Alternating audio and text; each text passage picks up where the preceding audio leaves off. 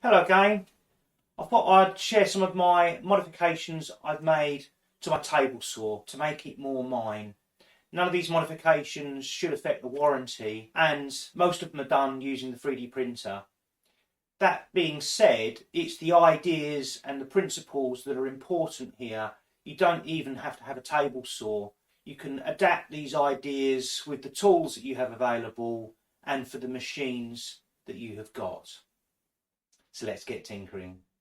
First off, let's talk about this 3D printed tool holder. I was fed up having all my tools for the saw rolling around inside the cabinet, so I decided to print this.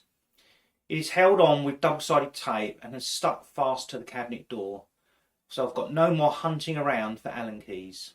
I made another small change to the access panels. There's one of these on each side, and they're used to access the stops for the 90 and 45 degree bevel. Now, they used to be connected just using a Phillips screw and a washer, and I added these little thumb bolts which I 3D printed. This makes it a lot easier to take the panel off to access it if you need to hoover it out, for instance, or adjust the bevel stops.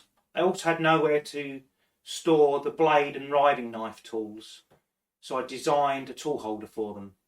First design for this tool holder didn't have enough surface area for the double-sided tape to hold it to the door, so I increased the sizes of the bits just to try and give it a bit more surface area to contact. That didn't work either, so I 3D printed this piece. Now, you might find that you could just use araldite or something, but I've decided that I'm going to put the pieces into these little recesses. They're going to be glued in, and then that gives me a much larger area of double-sided tape to stick it to the door. So 3D printing is a bit like this, a little bit of trial and error. You try something, a design, it doesn't work, you iterate it. This is my third iteration. I've kept these parts separate just to make it easier to print, and I'm going to glue them into these recesses using just some Yoo-hoo. These are quite large tools, so it's not surprising that the double-sided tape can't hold the weight of them on the door. I'm hoping that this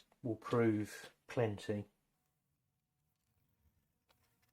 I'm hoping Yoo-hoo's the right stuff to use. It does seem to glue anything, Yoo-hoo. Found that super glue doesn't work very well on PLA, which is what this is 3D printed in. Yoo-hoo, I'm hoping, will work a bit better. It says it glues anything other than polystyrene, so we shall see. So I'm hopeful that such a large area of double-sided tape will mean that it doesn't fall off again. So now I'm going to stick this on here like this. I just need to be aware of the gap here. I don't want it up here, but it'll probably be okay. But I don't want it up here, I want it really about there like that. So when it closes, nothing gets in the way. And stick it about there, I think. Get it square.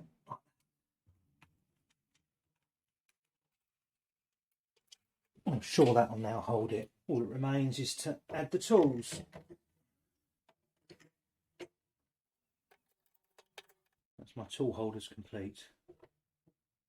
I should point out another minor change I've made to this knob. Now, this is just a bolt on a sort of quick release type handle, and whenever I unscrewed this, the handle will come off in your hands because there was nothing holding it in. It just screws directly into this nut which is welded onto the frame. The thing that I've done that makes a massive difference is I added a nylon locking nut to this so it can still rotate. This makes the whole closing and opening of the cupboard so much nicer. These minor upgrades make quite a big difference, I think, to the table saw. It just makes it a lot easier to use and to find your bits. In here it's quite easy to lose them. You know, there's these lips and things, it's just difficult to get to. With them stuck on the door like this and with the handle modified, they're just nice and easy to find. And whilst the handle isn't a joy to use, it is much nicer than it just coming off and you having to put it down somewhere when you open the little cupboard up.